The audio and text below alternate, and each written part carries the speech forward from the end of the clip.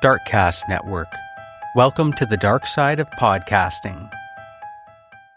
The Murdershelf Book Club contains disturbing content related to real-life crimes. Listener discretion is advised. For 6 months, she had clung to life. She had endured 15 surgeries, had become emaciated, her body able to cope with only small amounts of intravenous feeding. She battled brain damage, insurmountable pain, deadly infection, and repeated bouts of meningitis. There had been numerous scares when they thought they'd lost her, and just as often, she fought back. She was making such progress, she didn't need constant supervision anymore. Although she was still in a coma unit, barring any unforeseen setbacks, the next step was a move to a rehabilitation facility. From While She Slept by Marion Collins.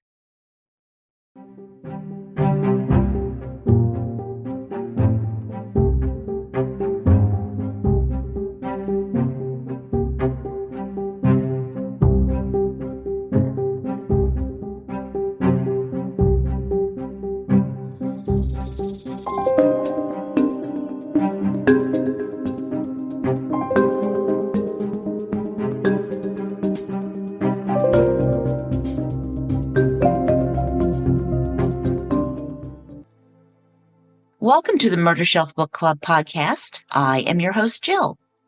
This is episode 160, Bitter Almonds, part 2 on While She Slept by Marion Collins. Please be sure to listen to part 1, episode 159, before this one, because it makes more sense when you start at the beginning.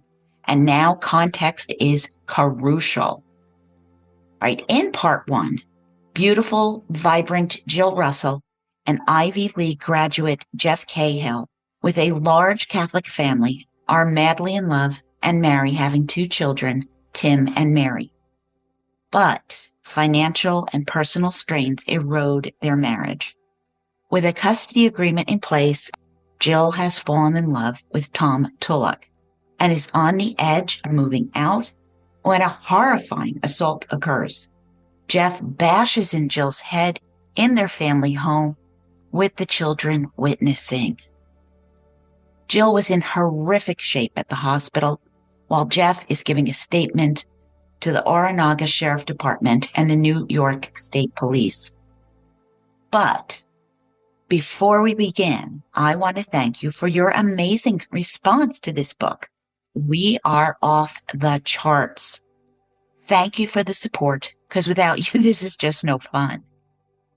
Now, also, there are a few events, and I'm thrilled to announce that I will be attending an important fundraising event this weekend, April 10th and 11th, 2026, and hanging out with some incredible people. Nicole Angemi and Maria Q from the Mother Knows Death podcast, True Crime with the Sarges, Joe Jockalone, and retired FBI agent Scott Duffy, right near Philadelphia in Horsham, PA. All proceeds go directly to support the Center for Forensic Science Research and Education's transformative summer program, the Forensic Science Mentoring Institute, which has enriched the lives of high school students for over 25 years. This is an amazing opportunity to dive into the world of forensics in a real laboratory alongside experienced scientists.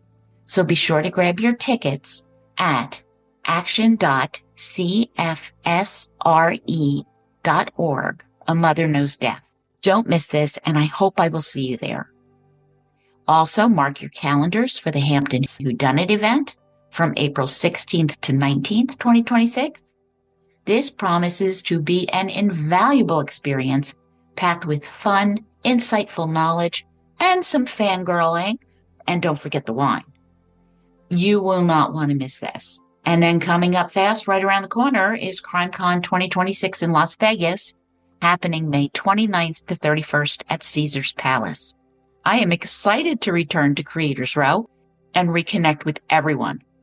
My Crimecon meetup will take place on Thursday, May 28th, right after the Crimecon kickoff party. We will gather at 10 p.m. local time at the lobby bar, right across from the registration desk at Caesars. So stop by, say hello, meet my wonderful assistant, Michelle, and you are going to love her. And with all this going on, do you need some merch? All right, check out Jan at www.justaskjan.com, where you can find my merch along with other offerings from Zone 7 with Cheryl McCullum, True Crime with the Sarge, Body Bags with Joseph Scott Morgan, and a host of other fantastic clients. And don't forget to join my Patreon for $2 to $4 a month. You can suggest cases and books I'll feature, talk true crime, and I am doing my serial killer case studies. All right, all of these links are on my blog, and I know it's a lot, but there's just so much going on this spring, and I'm ready. I am really ready.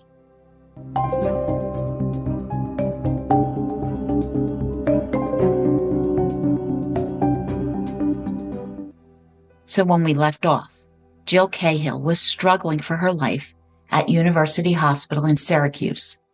Estranged husband, Jeff Cahill, is taken to the local community hospital and receives a few stitches for a cut on his hand. He was read his Miranda rights and was arrested. At the police station, Jeff confesses while giving a formal statement to senior investigator Maynard Cosnett and investigator David Longo. Now, this is taken from his official statement, which I am going to condense a bit. All right, my wife, quote, was unhappy with the marriage. Part of the problem seemed to be possibly infidelity on her part. Over the past month, Jill had awakened me maybe 3 times at night, grabbing my face and turning it towards her and screaming at me. She also grabbed a twine necklace, pulling it, and caused a rope burn on my neck. She also scratched my face. I discussed with my parents, and they advised that I should get up and get away from her. I also showed them the rope burns and the scratches.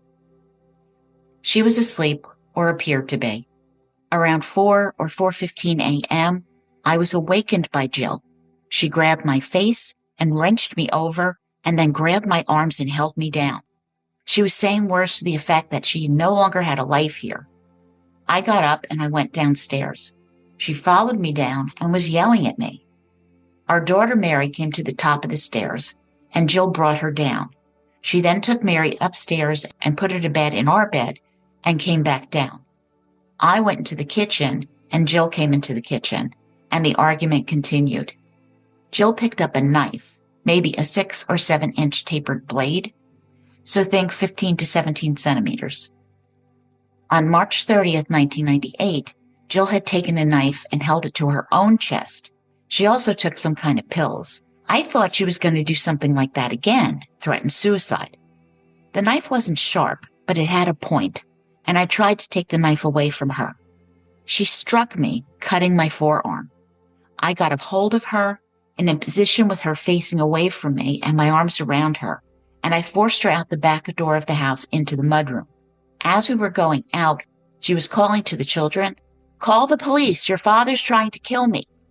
I pushed her on the floor and we wrestled a bit, and she continued to call the children. I pushed up and turned to get away. She was on the floor face down. I saw several baseball bats and I grabbed one. I turned to face her again, and she was getting up, facing me with her hands about chest high. She still had the knife in her right hand. I swung the bat, hitting her on the left side of her head. As I swung, she raised her hands alongside her head. She started moving backwards, and I swung again. This time she went backwards, falling out the back door onto the concrete patio. I went into the house. My daughter Mary was just inside the back door, and I told her to go upstairs. Jill was calling to Mary, telling her to call the police. "Your father's trying to kill me." Mary ran up the stairs, and Jill came into the house. I could see she was hurt. There was blood on her left shoulder and the side of her head. I still had the baseball bat in my hands, and I swung again, hitting her on the shoulder. This blow deflected, also hitting her on the head. I swung 2 or 3 more times, and she went down to the floor. Then I tried to hold her down. She scratched at me, scratching my back and grabbed me by the balls. Jill called for Tim to call the police. Tim went upstairs. Jill passed out or lost consciousness. She was moaning. And then I called my dad, and I told him Jill had come at me with a knife, that I hit her, and she was really badly hurt. End quote.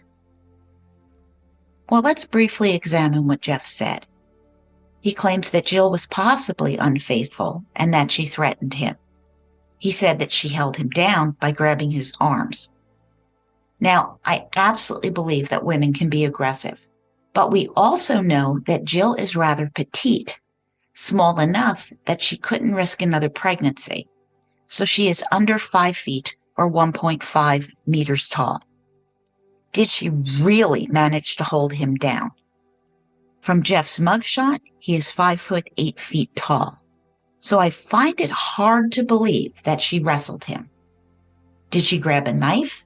It's certainly possible, though she would have been acting in self-defense.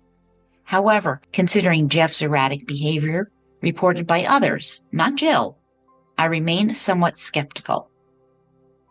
Once he struck her with the bat, he said she moved back, not toward him. Yet still, he struck her 2 or 3 more times. She fell backward to the ground, and he struck her again. Now, given he hits her while she's lying on the floor, and again when she stands up, yelling for the kids to call the police, it is evident the situation is severe and spiraling. I believe she did say that to the kids, as Jill repeatedly had said that Jeff would never hurt her because he loves the kids too much.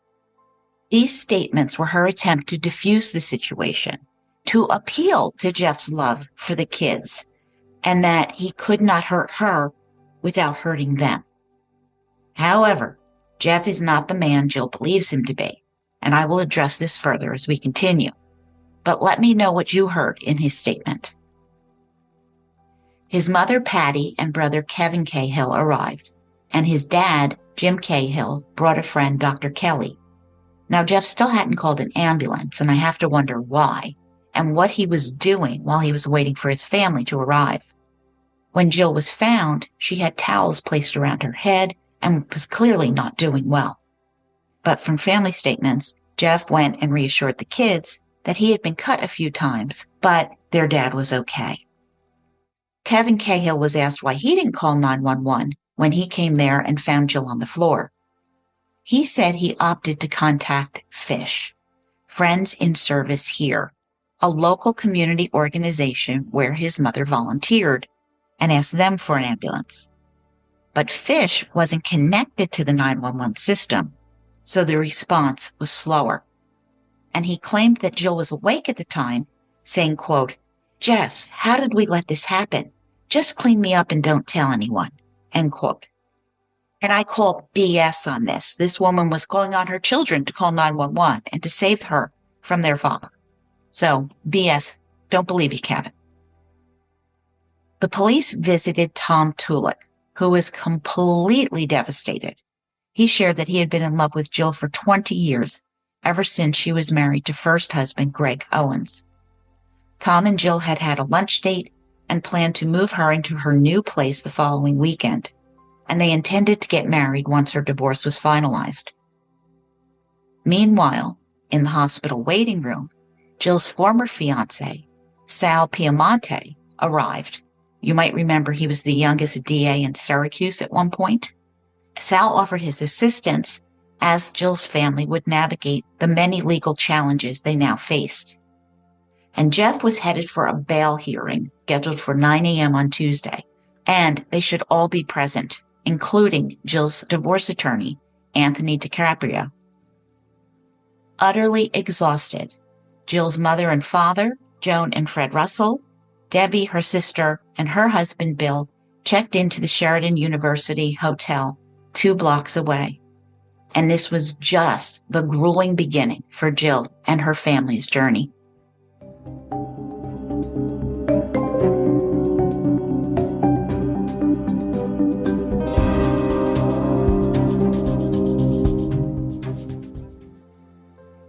After Jeff's confession, he was again read his Miranda rights, and confirmed that he voluntarily agreed to give them a written statement, initialing each page. As Jeff had outlined the sequence of events, Cosnett heard back from the veteran investigators at the crime scene. As Trooper Hoffman suspected, Jeff's claim of what happened did not match the physical scene.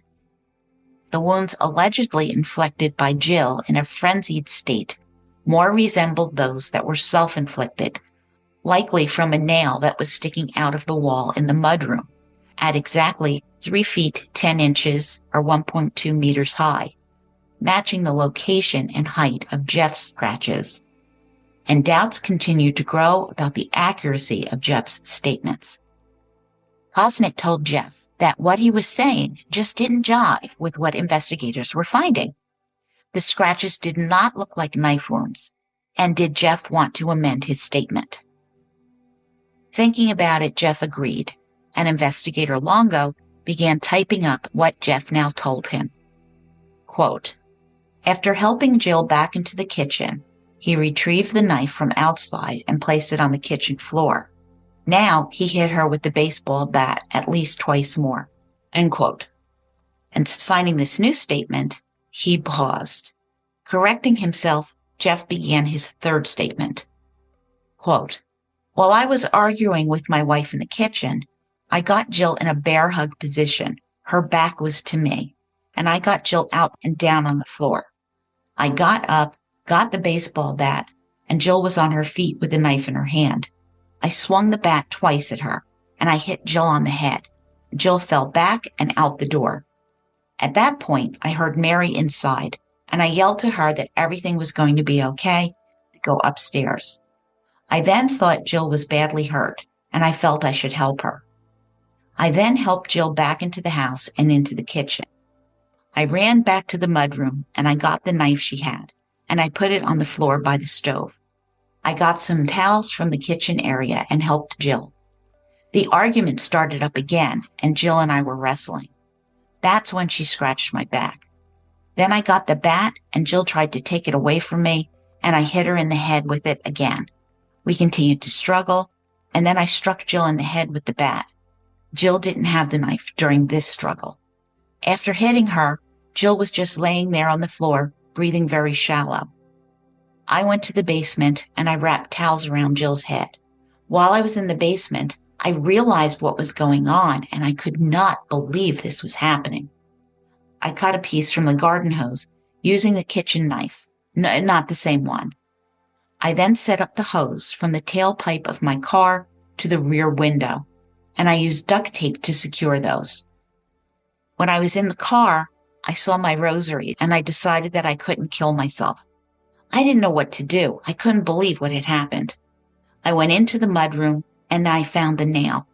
And then I put the scratches on my left shoulder and arm with it, because I wanted to make it look like there was more of a struggle than there was.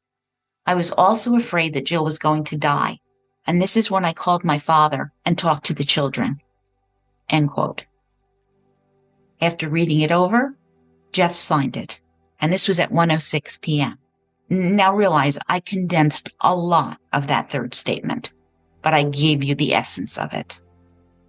Jeff was led to lockup, and he would stay there that afternoon and night. The next morning, Jill's friend Katie Price drove Debbie and the Russells to the bail hearing, where the district attorney requested $200,000 bail for Jeff's attempted murder charge. His lawyer sought a bail of $25,000. Jill's family, still in shock, listened as Jeff was called a pillar of the community for coaching Tim's baseball and soccer teams. However, Chief Assistant DA Rick Trunfio highlighted Jeff's recent legal issues, and the judge postponed a decision for a week. Meanwhile, Jim and Mark Cahill posted $100,000, and Jeff was released later that night, infuriating DA Trunfio. In New York State, at this time, judges could only consider a defendant's likelihood of returning to court, regardless of the crime's severity. Despite bashing in his wife's skull while she was unarmed on the floor, Jeff was out in less than 24 hours. Meanwhile, Anthony DiCaprio secured an order of protection for Jill, Tim, and Mary, stating that if Jeff approached them, he would face arrest. Fred, Joan, Debbie, and Katie were gathered at Jill's bedside, each having a one-sided conversation. On hearing Katie's voice, Jill moved. Quote, "It was the first real sign of something positive in Jill's condition," end quote, a glimmer of hope. For days, Jill's eyes would be closed and her legs swollen. After her brain swelled, she was placed on a ventilator due to this deep, star-shaped incision, which was causing spinal fluid to leak. Later, Fred and Joan picked up their grandchildren, and Tim mentioned that Dad had showed him his cuts. Horrified, they stayed silent, dropping the kids off at the Cahill family home. Patty Cahill looked, but didn't ask about Jill. Debbie now told Patty about the restraining order, and Patty assured them that Jeff would be kept away from his kids. And they left, hoping that the Cahills were handling the situation and caring for their grandkids.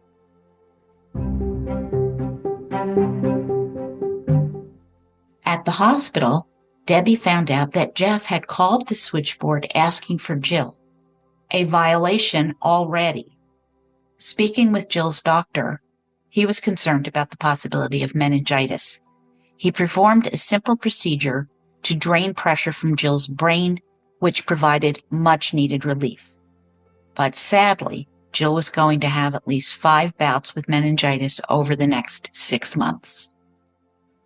After the breathing tube was finally removed, Jill still looked like something out of Frankenstein's laboratory. With stitches everywhere, her purple face, red swollen eyes with multiple tubes everywhere, she was a frightening sight. Tom Tulloch sat behind Jill, reading Chicken Soup for the Soul, while a CD of her favorite music played. He mentioned that his father had spoken with Dr. Kelly, who told him that Jim Cahill had come to his door claiming the kids had argued, never mentioning the severe beating Jill had received. And some of the pieces began answering some of the questions everyone had. 2 weeks into Jill's induced coma, her family was coming to terms with, quote, the son-in-law they had welcomed into the family with open arms, who had used their beloved Jillie's head for batting practice, inflicting such devastating injuries that she would probably die. And if, by the grace of God, she did survive, the odds were that she would be brain damaged and confined to a wheelchair for the rest of her life, end quote. Jeff, out on bail, was living with his brother Tim and his wife, while the Russells were just outraged. Jeff admitted to assaulting Jill, yet here he was walking around free.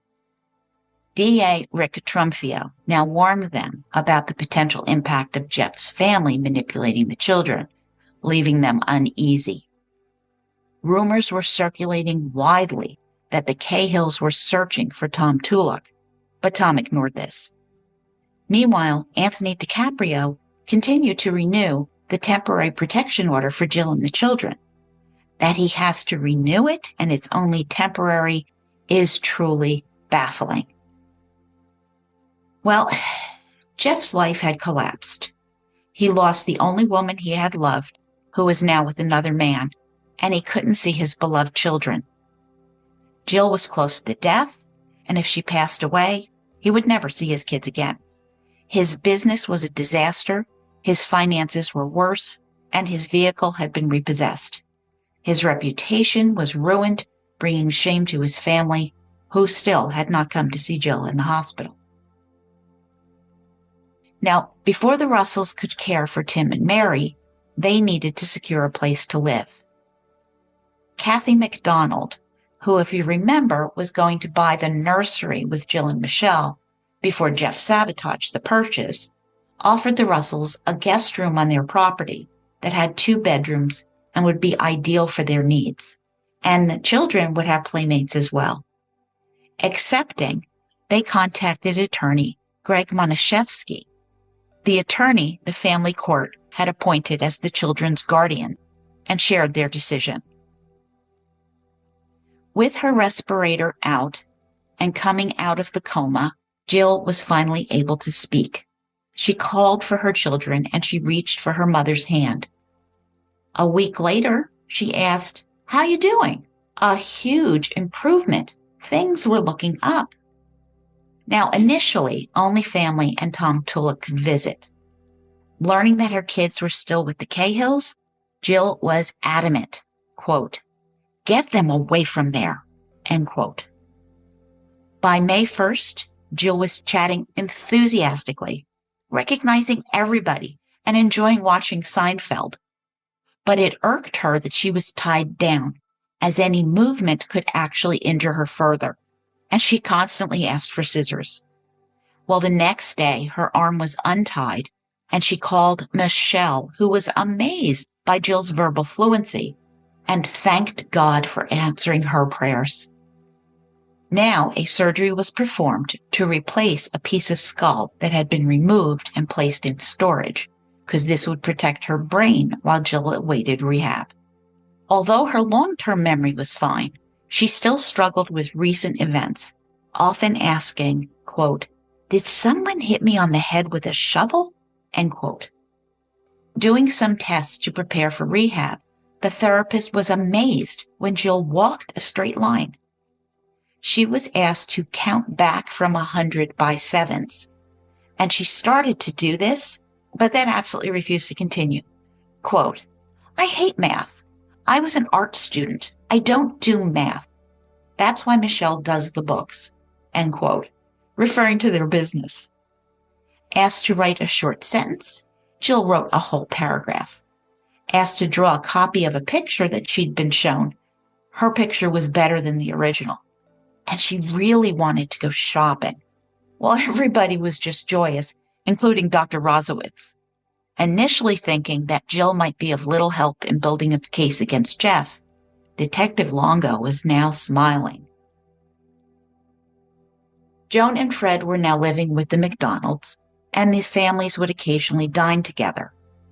On May 5th, Tom McDonald shared a phone call he'd had with Jeff, who thanked him for taking care of the Russells. Then Jeff went on about how a few years ago he had warned Tom that Jill was unstable.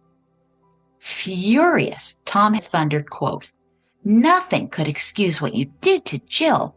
You've destroyed so many people's lives," end quote, and hung up on it. So clearly Jeff is trying to justify his actions, which is simply impossible. And that day, Debbie wrote in her diary, quote, "Who knows what he's capable of?" End quote. Suspicions arose that the Cahills were violating the restraining order that prevented Jeff from seeing his kids, who were thoroughly traumatized by this whole thing. Tim mentioned going on hikes in the woods with his uncles, and the Russells had to wonder if they had run into Jeff, who had no risk of being seen with them out in the middle of the woods. Were they paranoid or rightly concerned? Either way, Joan and Fred wanted the kids to start counseling ASAP. Their therapist had warned that the kids visiting Jill in the hospital would be too traumatic. Once during a light conversation about decorating Jill's protective helmet, Tim blurted out that the fight had stemmed from his mother loving another very, very bad man. Well, this surprised Fred and Joan, who were worried. What else were the Cahills telling the kids? They relayed this information to DA Fitzpatrick when they met with him, and Fitzpatrick assured them that he intended to make an example out of Jeff, that he would get no less than 20 years. Jill was struggling with day and night confusion and needed surgery for her fractured eye socket. But there was an upside, because on Mother's Day, she was reunited with her kids. But Tim became upset, believing that Jill was to blame for the fight that caused her injuries. A court hearing was scheduled for May 11th, and a psychological evaluation of Tim, Mary, and Jeff were ordered, with Jeff looking rough and unremorseful. Now Jill's attorney, Anthony DiCaprio, suggested that the Russells legally pursue temporary custody. Debbie spoke with social services, concerned about the kids, as the children's stories from that night contradicted Jeff's. She told them Mary vividly recalled the sounds her mother made while being viciously beaten, but she was assured that in the future, if Mary had to testify, it would be in the judge's chambers with only lawyers present.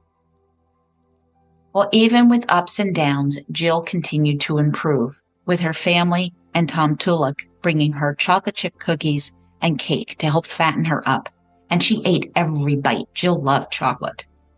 But she complained of painful headaches, symptoms of meningitis, while she was still struggling to recall what happened. Well, it was time, and her parents read her a newspaper article on the assault, and Jill took it surprisingly well. And Tom reassured her, "Jill, you are safe. Hospital security has a picture of Jeff, and it's posted at the nurses' stations as well." Well, when Joan and Fred visited the next day, Jill was angry and said, quote, "Do you believe what that son of a bitch did to me?" And then she said something that chilled him to the very bone. "He's going to finish me," end quote. And she echoed this fear to Debbie as well.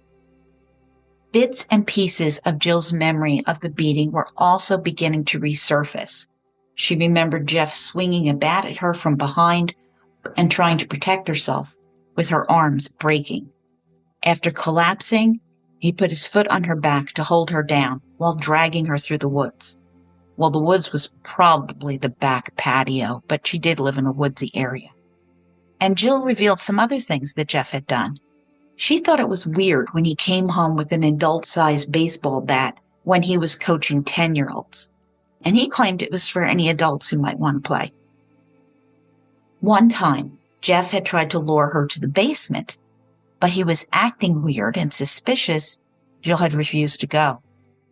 During Christmas, he had hit her, causing her ear to bleed. But now Jill's main concern was the kids and what they had witnessed.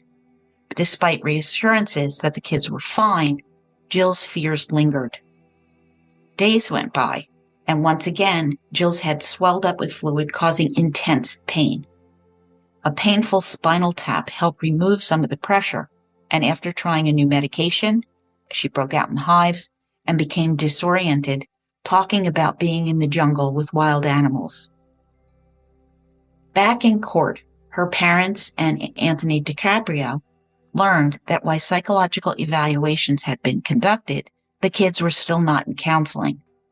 Jeff's attorney claimed that the kids had insurance. Jeff and Jill had canceled theirs to save money, and the Russells and the judge both went into shock. Jill had been hospitalized for a month with severe brain trauma without insurance. The judge ruled that Jeff was responsible for all medical and psychiatric bills, although Joan knew they would likely never see a penny. That night, Patty Cahill called and asked if she could take the kids to Cape Cod for the weekend, mentioning that Jeff would not be there. With Jill's eye socket surgery pending, it seemed like a good idea for the kids to have some fun while Fred and Joan were there supporting their daughter. Patty also requested no phone calls during this trip, which shocked Deb. Jill was still fighting for her life. What do you mean no phone calls? What if something happened? And as it turned out, Jill's condition worsened as an infection set in, and she was on IVs of antibiotics and fluids. And Joan and Fred were always by her side with Tom helping. When Jill finally woke up, she demanded a shower, and everyone decided that it was certainly time. She had her legs and her underarms shaved. She put on cheerful Barbie pajamas, with Debbie teasing her that she was brain trauma Barbie.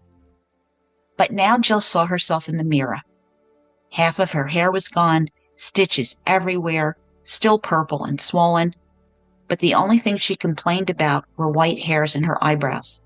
Oh, and she said she had seen Jeff slinking around, but given her recent hallucinations, no one took this seriously.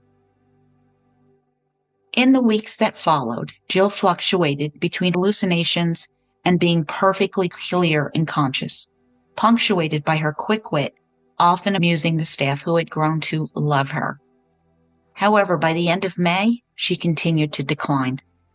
The persistent swelling of her brain led to painful spinal taps, and she was readmitted to ICU with a temperature of 102 degrees. She lost mobility in one arm and foot and was put on morphine. June 1998. Jill was fearful of another attack, convinced that Jeff was lurking nearby, with Debbie reassuring her she was safe. Tom thought she had some sort of short-term dementia, given all the brain trauma. She developed vision and balance issues. Going to have a shunt placed in her brain to reduce swelling, Jill gave her parents a thumbs up. Quote, but unknown to anyone, by that first week in June, when she was on another downward spiral, lethargic and in pain, Jill had every reason to be afraid. End quote.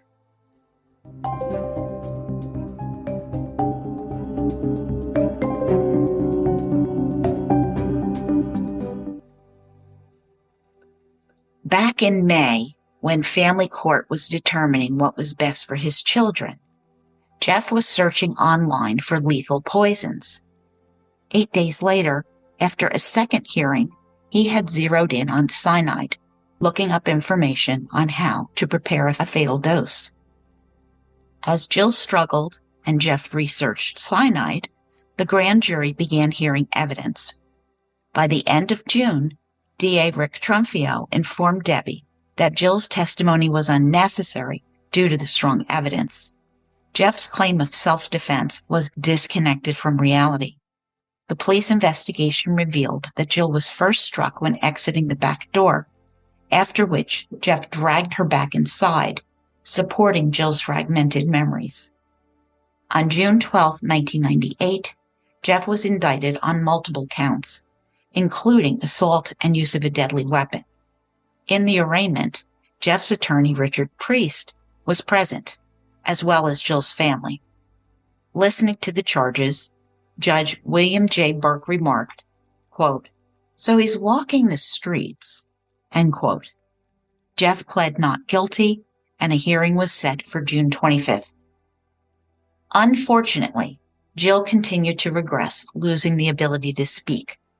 The shunt was draining too much fluid from her brain, and a new valve did not solve the problem, with a third installed. When Jill improved slightly and was transferred to rehab, the problems reoccurred. Dr. Rodzowick said, quote, some people just have a lot of trouble finding a system that works for them, and unfortunately, Ms. Cahill did. It took many, many operations before we were able to get her through the infections, end quote. And he's not kidding. Jill would go through 15 surgeries. But kindly Dr. Rodzowick sat down with Tim and Mary, explaining as much as a 7 and 10-year-old could comprehend. But even with these medical issues, seeing the kids always perked Jill up. And the kids were still not in counseling because Jeff hadn't deposited any money into the escrow account. Although he eventually got the court-ordered insurance, it didn't cover the kids' therapy. That would ultimately be funded by the Victims of Violence Crime Fund. And I had to wonder if Jeff feared what the kids might tell a counselor about the assault on their mother. Now, Debbie was just about fed up with the Cahills, who never inquired about Jill. When Mark Cahill called, wanting to take the kids to Cape Cod that July, Debbie explained that the visits depended on their counseling schedule. And she had to conclude that Mark was clueless because he seemed surprised that there would be more than one session, because the kids needed extensive therapy to cope with the trauma inflicted by Jeff. Finally, the children's court-ordered guardian, Jeff Monashevsky, arranged for them to see therapist Mary Kuhn, who approved the trip to the Cape. Joan dreaded the upcoming custody battle, knowing it would be vicious. She and Fred blamed Jeff for his behavior, not the entire Cahill family. While they were supporting Jill, They were thankful that the Cahills could care for Tim and Mary. However, the Cahills appeared to be chronically violating the court order by allowing Jeff to see the kids. Witnesses saw Jeff's Jeep parked outside the store where Patty had just brought the children. The kids told Mary Coon that, quote, God wanted their father to do what he did, and their mom deserved everything she got, end quote. And this is unforgivable. Children should never be dragged into adult conflicts, period. The Cahills appeared to have no sympathy for the Russell struggles either. Not long later, Mark Cahill sent Joan and Fred parking tickets he claimed that Jill had received in New York City, and these were later proven not to belong to her at all. What a horse's ass he is. June 30th, meningitis returned. Following her third surgery that week, Jill was back in ICU on a ventilator, and the next 48 hours were critical. But the new drain, it appeared to be working. But still, everybody was extremely worried because she was still in critical condition. July 12th, the family met with Dr. Rozowitz, who said the kids were needed now to support their mom's recovery because she was beginning to improve. Slightly, but improving. That weekend, the kids were with Joan and Fred at the McDonald guest house and were enjoying the pool. Debbie spotted Jim Cahill in the driveway, but he quickly pulled away. Curious, Tom McDonald called Jim, who said he wanted to, quote, take Tim to Pizza Hut, not the girl, just Tim, end quote. What the hell is that? What is that? Later, Kevin Cahill called and asked to take the kids to 9:30 a.m. Mass in the morning, but Counselor Mary Coon had warned that Uncle Kevin was sharing negative information and that the kids should never be alone with Uncle Kevin. Well, and that went over poorly. Mary's 8th birthday was celebrated on July 15th with family and friends surrounding her at the pool. They also had a small party in Jill's room, and singing Happy Birthday to Mary caused her heart monitor to peak. Aw. But sadly, none of the Cahills contacted Mary or sent a card. The following weekend, Uncle Kevin called and asked if he could bring the kids over to give Mary her present 4 days late, and he's not allowed to be alone with the kids. He tried to maneuver around the court's requirements, but Joan would not let him be alone with them, and Kevin began yelling with Joan hanging up. Then Jim Cahill drove over, demanding to know what was going on, and Jill took the opportunity to explain the seriousness of Jill's medical condition. And Fred just couldn't help himself, and he spat, quote, you never even sent Jill a damn card. I don't care if you hate her. She's your daughter-in-law, end quote. Mid-July, Jill's condition worsened due to the cerebral fluid buildup, leading to immediate surgery, as Tom Tulloch rushed to her side. While the medical team remained guardedly optimistic, the family was just anxious with worry. On July 21st, 3 months to the day after the brutal assault, Jill finally spoke, telling a nurse she loved her parents after weeks of silence. Tears of joy filled the family's eyes, even as she faced meningitis again. During this time, Joan left Jill twice, once in July for a mammogram, scheduled because 8 years earlier she had had breast cancer, and this one thankfully revealed a benign lump. And in September, Joan attended a wedding. Mary Coon updated Debbie on the kids' therapeutic progress. Tim was becoming more open about his mom's grave illness and the possibility of his dad being away for a long time. She described little Mary as, quote, Pollyanna on eggshells, end quote, seeking hugs and reassurance. The therapist had met with Jeff, who appeared detached and unable to understand why his kids struggled with the trauma of April 21st. It was just no big deal to him, which is unbelievable. Now Fred and Joan hired attorney Marilyn Miller to file a custody petition, while Jeff was still failing to pay the child support he owed them. Mid-August, after returning from Cape Cod, the Cahills filed a cross petition for custody. Relations deteriorated to dust when the Cahills took the kids back to their home, to the scene of the crime, to use the pool, which was simply unthinkable to Fred and Joan, and the Russells. They were done. To make matters worse, Joan went to pick up the kids from school and discovered that Patty Cahill had already gotten them. She was told that Patty had presented an affidavit signed by Jeff granting her and Jim temporary custody, signed the night of his arrest. Furious, Joan returned with the current court order that awarded temporary custody to her and to Fred, and the principal took note of it. Now in court for the custody hearing, with the Cahills and Russells glaring at each other, attorney Marilyn Miller presented the Cahill violations of court rulings and restraining orders, along with Counselor Mary Kuhn's observations that the Cahills were speaking negatively about their mother to the children, to Judge Anthony Paris. Having a question about this, Judge Paris called Miss Kuhn, whose terse response led to the ruling. Custody was granted to the Russells. The Cahills could have their grandchildren every other weekend from Saturday at 9 a.m. to Sunday at 4 p.m., and then after school Wednesdays until 7 p.m. Uncle Kevin was prohibited contact, while Uncle Mark could only see the kids in the presence of Patty or Jim. Mary Kuhn also recommended that the children see their father for their sake. Jeff needed to explain to them that what happened in April was an adult matter and that he was sorry for his wrong actions.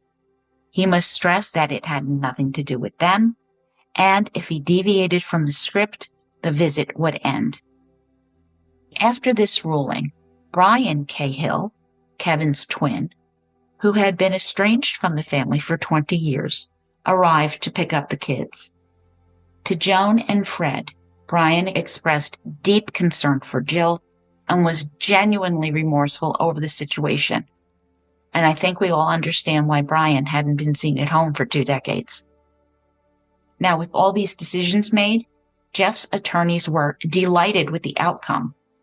They were horrified there was going to be a custody battle and potentially a trial.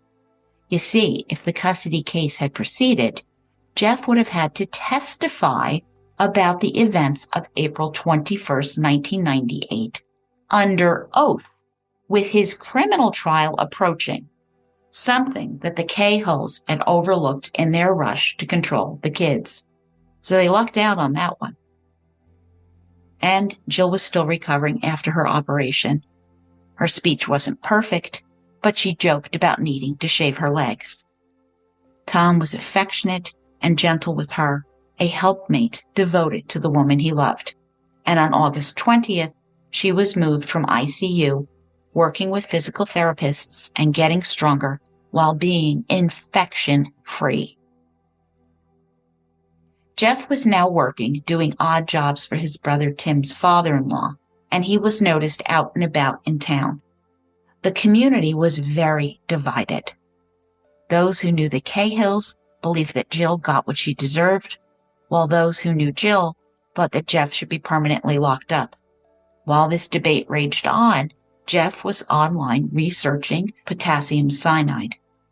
After researching 68 websites, he became fairly knowledgeable about what was needed to concoct a fatal dose. He realized that he couldn't have potassium cyanide delivered to his home, so he planned to act as a middleman for a legitimate buyer. And his searches led him to General Super Plating, a company in nearby DeWitt, a Syracuse suburb, that used cyanide in its high-quality metal finishing processes. Jeff would test how easy it was to convince a UPS driver to hand over a package. On July 7th, he saw 34-year-old Robert Leo park behind Home Depot, which was right across from General Super Plating. Dressed in a dark pinstripe shirt, Jeff wore a maroon baseball cap with the General Super Plating logo and dark sunglasses. He approached the UPS van and asked, quote, "Do you have a next day air package for general superplating?" End quote. The driver, thinking Jeff was an employee, handed him a stack of packages to look through. Jeff quickly found the one with the California return address. And as he left, Leo called out, quote, "Wait, you need to sign for it." And Jeff replied, "Smith," as Leo typed the name into the computer, end quote.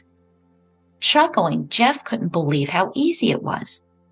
Now he needed a source for the toxin and found Bryant Labs in Berkeley, California, and he called asking about their purchasing procedures. Now, Jeff created a fake order, number 5076, using a crude reproduction of general superplating letterhead, and he even misspelled Berkeley twice. He ordered 1 pound, or half a kilogram, of potassium cyanide with a COD, cash on delivery payment. UPS would deliver it to General Superplating on July 10th, and the order was signed by Tracy Jones, Tracy spelled with an E. Bryant Labs forwarded the order to their supplier, Spectrum Labs, which shipped by July 9th. Jeff repeated this process several times to ensure that he would receive at least one package. Oh, God. Meanwhile, he was busy attending pretrial hearings on the assault charges against him. On July 10th, 13th, and 16th, Spectrum Labs received 3 orders from General Superplating, all dispatched by UPS. Each day, Jeff loitered near General Superplating, GSP, asking UPS driver Bob Leo if there were any packages for GSP. Well, there had been, but Leo had changed his route and they were already delivered.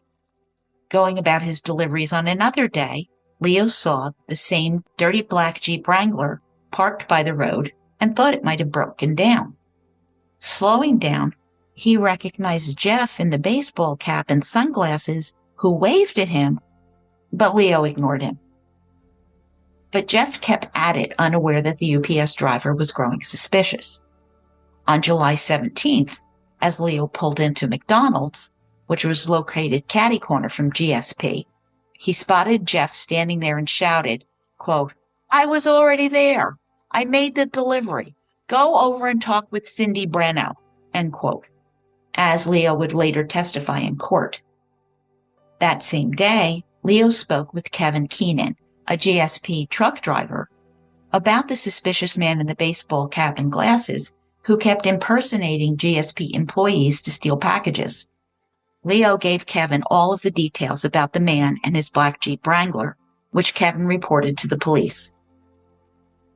It was about lunchtime when Kevin Keenan arrived at the shipping dock and spotted the black Wrangler with the man Leo had described, and he couldn't believe it. He went inside to jot down the license plate, S187MT. While Keenan was inside, Jeff sneaked over and stole a package containing more than enough cyanide for his plans. While inside, Kevin Keenan spoke with Tracy Jones, spelling Tracy with no E. She was confused as she had received some strange packages of chemicals that she hadn't ordered. Checking invoices, they discovered that the items were from Spectrum Labs, and it was strange. They never ordered chemicals in such small quantities. Typically, when GSP ordered cyanide, it was in 2 or 3 1,600-pound or 765 kilogram containers.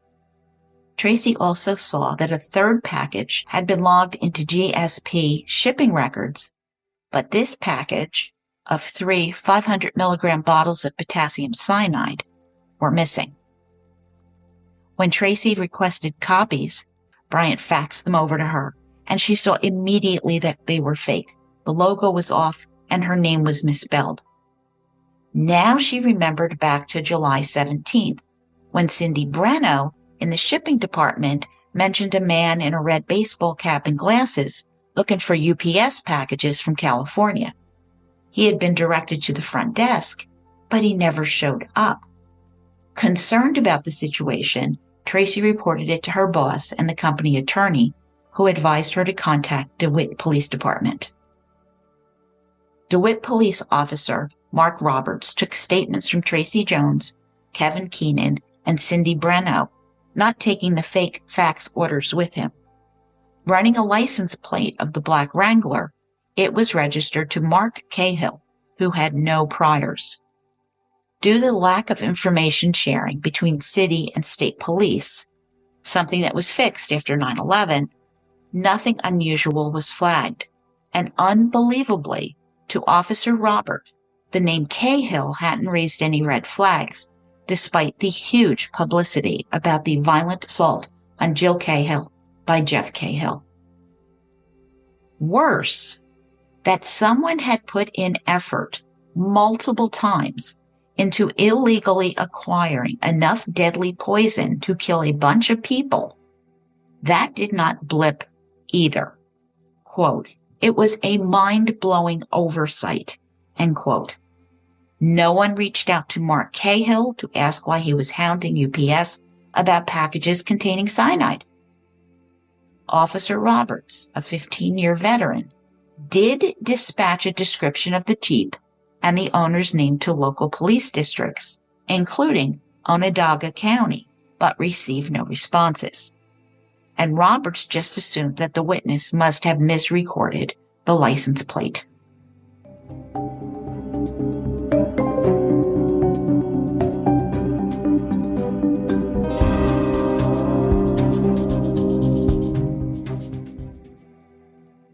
August 18th. Jeff's lawyers now plan to plead self-defense and insanity while trying to suppress his confession and the forensic evidence. The judge rolled his eyes. District Attorney Rick Trumfio warned Debbie, Joan, and Fred that this case would be difficult. And by now, the Russells were struggling financially, receiving no child support from Jeff, and faced growing legal and medical bills, so they applied for Medicaid. And eager to help, Jill's friends organized a fundraiser to support the family. While Jeff was harassing UPS driver Leo, Jill drifted in and out of consciousness, her body and brain exhausted from a battle to regain awareness and recover. Sometimes she seemed to understand, but often she was in a twilight sleep, with Joan by her side. Dr. Stephen Leduska from the coma unit now took over Jill's case, noting how much she had wasted away, no longer the vibrant and athletic woman she had been. As they aggressively pushed more nutrition into her beleaguered body, they used a coma stimulation program as well, and Jill began to show signs of improvement. Zany, Katie, Michelle, and Kathy visited Jill as often as they could. They all understood it would be a long road to recovery due to the damage to her brain. Jill had gone from being active a week after the assault and walking a straight line to being paralyzed on one side and deteriorating. Katie, who worked nearby, brought Jill lunch, but she often refused to eat. Drifting in and out, Jill would mention that Jeff had been there, while Katie reassured her that he had not. Reflecting now, Katie suspects that Jill was right all the time, that Jeff had slipped in at night to visit her. Early September, Jeff was fighting the prosecution, who wanted a blood sample so they could track Jill and Jeff's movements throughout his house that night. Now, this would confirm or disavow Jeff's story, potentially undermining the self-defense strategy of defense attorneys Richard Priest and Gary Miles, and the court ruled that Jeff had to comply and provide the blood sample. By October, Jill was waking intermittently, but was definitely conscious. She mentioned the names of Tim and Mary and answered yes or no questions, and sometimes asked her own. Nurse Julie Labagewski remembered the children's drawings in Jill's room. They always perked her up, and Julie was glad to see that Jill was washing her face and combing her hair independently. Due to construction at the hospital, Jill was moved to the second-floor rehab unit, and she had a great day when her dad pushed her in her wheelchair outside, where she saw the sunlight and the leaves changing color. During this time, Jill's progress was measured using a weekly coma recovery scale, which ranges from 0 to 25. In early May, Jill was a 5. By October, she was a 23, an incredible improvement, and every milestone was celebrated by the nurses and staff. And now Patty Cahill wanted to visit Jill for the first time. After consulting the counselor, Joan agreed it might be beneficial. Never getting a chance to tell Patty that her visit was approved, the next day Joan found her in the hospital holding her Bible, a rosary, and a cooler of yogurt, as Jill had just started eating pudding and Jell-O. And then Fred brought Patty in to see Jill, who made an effort to speak to her mother-in-law, and Joan was infuriated by the entire scene. She just didn't like Patty's attitude. Jill was aware of her surroundings, and Michelle visited her often. One night, Jill was agitated, trying to communicate something important that Michelle just didn't grasp. Zany also visited Jill and couldn't shake the feeling of wondering what Jill had been trying to communicate. Later, Michelle thought Jeff had been there. Nurse Julie also noted Jill becoming emotional, tearing up, and repeatedly mentioning her children's names as she tried to reconnect with them. But this was not unusual. Patients with brain trauma injuries can be very emotional, leading to frustration for everyone involved. On October 24th, Tom McDonald saw Mark Cahill at the soccer field with his convertible hood down, and in the back seat, unaccompanied by Patty or Jim, was an unseatbelted Mary, looking absolutely adorable. Exasperated, Tom knew the court orders were just being ignored.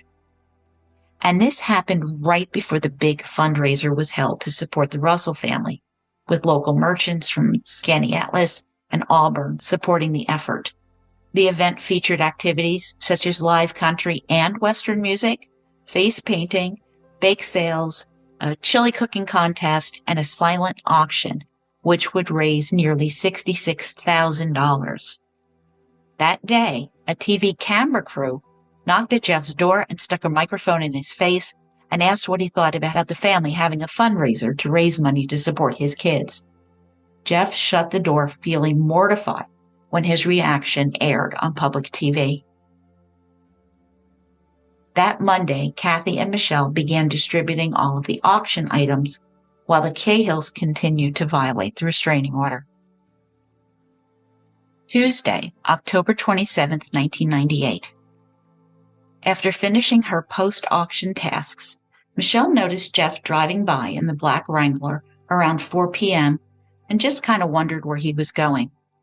She was heading into an aerobics class, which he hadn't attended since before the assault. Joan, Fred, and Debbie took Tim and Mary to visit Jill, and Debbie noticed Jeff's mugshot at the nurse's station outside Jill's room, but thankfully the kids didn't seem to notice it. Jill's brother Dave had flown in from Key West for the fundraiser, which lifted everyone's spirits. Jill was slowly regaining her faculties, and she was determined to be there for her kids. On the other hand, Jeff Cahill faced a bleak future as his life rested in the hands of a jury. He would need them to believe his version of that night in April when he had nearly killed his wife. Had he succeeded, he believed his self-defense argument would have been so much stronger. She was unfaithful, a neglectful mother, and many would sympathize with him, and he might have received a light sentence, possibly justifiable manslaughter for a domestic dispute gone horribly wrong. But that wasn't his situation. Jill was alive and regaining her speech, and she looked terrible, skin and bones and disfigured. If she appeared in court, Jeff knew he was done, and that TV camera in his face exposing him as a deadbeat dad and wife beater who didn't support his kids hadn't helped. He made up his mind.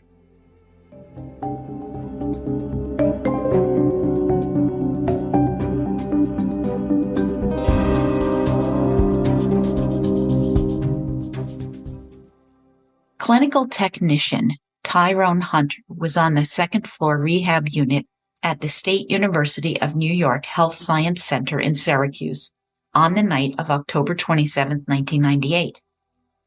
While wheeling a patient back from radiology, he noticed a white male housekeeper, 35, 40 years old, 5'8", wearing light chinos, a blue striped polo shirt, and Timberland boots. But something was off. The housekeeping staff wore dark blue Dickies work pants and shirts with the hospital logo. That guy didn't match. Plus, his mop wasn't hospital issued, and his ID was missing a name and a photo. When Tyrone was noticed staring, the man went off mopping in another direction. But Tyrone felt a bad feeling in his gut. Oh God, trust your gut, Tyrone. Just before 10 p.m., LPN Vicki Dunning was at the nurse's station dispensing medication for her patients.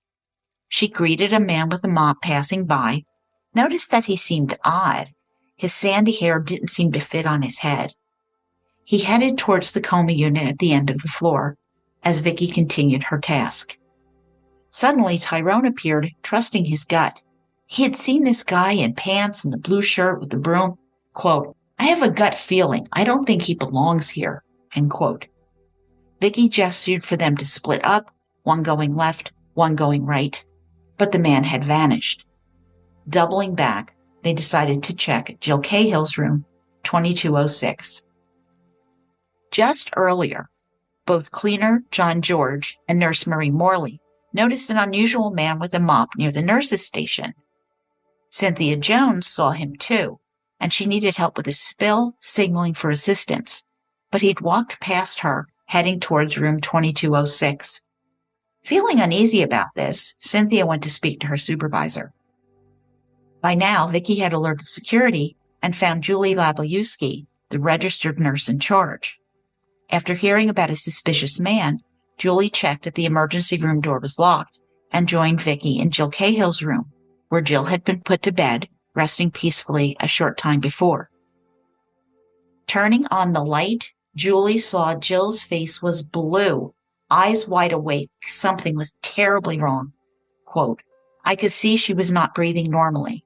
She was taking very deep breaths, gasping for air. I wasn't even thinking that something happened to her then. I called for extra help." End quote. It happened quickly. Jill went from gasping for breath to not breathing at all, and Tyrone noticed the panic on her face along with the strong odor of bitter almonds. Julie laid Jill down to check her vitals, but found none. Shining a light into her eyes revealed no reaction, and she spotted a white substance on Jill's gown and small lumps on her chest. My God, she's been given something. Julie quickly moved everyone out of the room and wheeled Jill into the corridor. As they rushed into the staff dining room, Jill flatlined. Code blue. CPR was initiated and the crash team arrived, consisting of a duty nurse supervisor, an anesthesiologist, a respiratory therapist, and house doctor. The patient regained a faint pulse, prompting the team to move Jill to the ER, where they worked feverishly to resuscitate her. She had fought so hard over the last 6 months, facing numerous scares and setbacks, determined to improve for the sake of her kids. But now she was on life support. Jill's 38-year-old Ivy League-educated husband, who had viciously assaulted her, was the prime suspect. Relevant fact: about 50% of people can detect the bitter almond smell of potassium cyanide. Weeks earlier, Jeff had hid a container of cyanide next to his backyard shed. He found a small plastic glitter container, the kind that kids have, and dumped out the sparkles, filling it with the deadly poison before he re-hid the rest. At 8:30 p.m., he arrived, ready to slip into the hospital unnoticed. Clipping on a plastic ID card with no photo, he put on a reddish-brown wig, and he barely recognized himself. Around 9 p.m., he got into his Jeep, noting the sunglasses in the glove box, and drove slowly. He was no Ted Bundy, about to get pulled over for a traffic violation. The university hospital parking lot had few visitor cars, but he parked away from the main entrance, checking to ensure that none of his hair was visible. And he slid his hand into his pocket. The little bottle was still there. He had managed to get into the hospital before without signing in, but was aware that some stickler for the rules might check his ID and raise an alarm, putting him in trouble. But he also understood that hospitals are busy and dynamic environments, so there was always likely to be some distraction. Now, as he approached the desk where security officer Justin Hamlin sat, just 2 months into his new job, when asked for an ID, Jeff flashed the tag with the hospital logo and was waved through. However, there was something about Jeff's eyes that caught Justin Hamlin's attention. They seemed very hollow and distant. Inside, Jeff made his way to the basement where the janitorial supplies were kept. This wasn't his first time doing this. He knew that the night porters were already out on their rounds, which gave him the opportunity. He grabbed a mop, covered it with a dust cover, and headed up the fire stairs to the second floor, unnoticed thanks to his earlier reconnaissance. He headed into the rehabilitation unit, running into a few employees: Tyrone Hunter, Vicki Dunning, John George, Cynthia Jones, and Marie Morley. Approaching the coma unit, Jeff noticed that Jill's name was missing from the door, a security precaution, and he knew where to go since he had visited her earlier. Making sure no one was watching, he entered room 2206 where Jill lay asleep. He took out the bottle, sat down on the bed, and popped the cap. As he reached for her mouth, her eyes flew open, panic spreading across her face. It was Jeff. Clamping her lips tightly, Jill fought him as he tried to wrench them apart, turning her head from side to side. His nails dug into her lips, scratching them until a small gap appeared, and he quickly forced the deadly poison into her mouth, spilling some on her neck and chest. And then he slipped away, dashing down the stairs and out into the night, confident that his troubles would soon be behind him. Before he was outside, Jill was gasping for air. Julie Lebayuski was performing CPR. The code blue called. Detective Dennis Murphy from the Syracuse Police Department was working the 4 p.m. to midnight shift and had already heard about the incident at the hospital. He was instructed to partner with Detective Mike Dillon to go to Jeff Cahill's residence and bring him in for questioning. Backup would be provided by the Sheriff's Department, an officer from Scanny Atlas, and Lieutenant Tom Bosford. 12:15 a.m. The cool, crisp autumn air surrounded the officers as they arrived at Jeff's dark house, where a black Jeep was parked in the driveway. Uncertain if Cahill was armed, Detective Mike Dillon knocked on the door. Jeff came downstairs wearing pajamas, and Dillon explained that they were investigating a crime, and Jeff had to go with them. He got dressed and was handcuffed and placed in the unmarked Chevy Lumina. Officer Botsworth noted to the others, quote, "His car is still warm," end quote. They always forget about that, don't they? En route to the police station, Detective Dennis Murphy noticed that Jeff had fallen asleep. At 3:45 a.m., Jeff was read his Miranda rights and charged with attempted murder and aggravated criminal contempt. City Court Judge Timothy Higgins sent his bail at $1 million or a bond of $2 million. And this time, no family came to his aid, and Jeff kept his mouth shut, emotionless. If Jill Cahill died, District Attorney Fitzpatrick vowed to seek the death penalty. And that wraps up a very difficult part 2 on While She Slept by Marion Collins. In part 3, Perennial Bloom, Jill Cahill is on life support, fighting for her life. There will be devastating struggles ahead while investigators gather evidence for the trial of Jeff Cahill that will change New York's laws forever. But I told you, there is nothing predictable in this story, so hang on. It is going to be a heck of a ride, and part 3 will be out shortly. Thank you for listening. I truly appreciate you joining me on this journey through some of the best true crime books and cases that matter so much. If you enjoy the podcast, leave a 5-star review and share it with friends and family. Play it at work. Let people hear about it. Don't forget to subscribe so you won't miss my next True Crime Book Club trilogy, The Caretaker's Game by Charles Wallace. This is not about homicides or serial killers, but it still explores a frightening and devastating crime committed against some of the most vulnerable members of our society, the elderly, especially those suffering from dementia or Alzheimer's-like illnesses. When adult children, often living a goodly distance away from their parent, discover that the parent needs assistance, finding a reliable caregiver is crucial, allowing some semblance of peace of mind, knowing that their loved one is in good hands. Charles Wallace's mother, Joelle Fleming, her caretaker, smiled, saw to everything, and quietly seized control of Joelle Fleming's life and legacy. Charles Wallace and his siblings were completely unaware that anything was wrong until it was too late. Over the course of 3 years, more than $1 million vanished from their fiercely independent mother's accounts after she placed her trust in her caregiver. This shocking revelation sent Charles on a quest to uncover the truth about what happened to his mother. This is not a tale of woe, but you will empathize with Charles as he sifts through emails, accounts, finding passwords, checking out the professionals involved, and trying to hold them to account in search of answers. And it serves as a cautionary tale that everyone with an aging parent should heed. I know I did. The Caregiver's Game is part forensic investigation, part family memoir, and a practical warning for families with elderly parents. A special thank you to my Murdershelf Book Club Patreon group for helping me to choose this somewhat unusual true crime book, which is essential for protecting a vulnerable segment of our society. So we got a lot going on this month. We got Crimecon Las Vegas the end of May.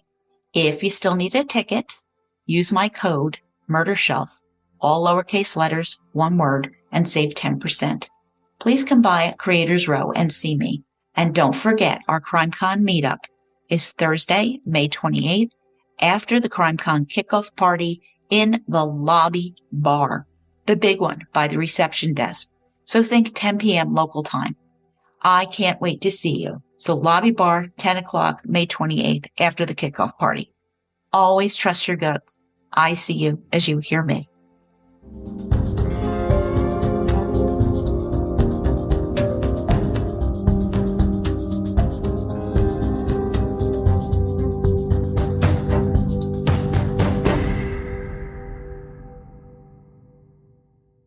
Written and produced by Jill, all rights reserved. Music, The Pewter Elephant by Blue Dot Sessions.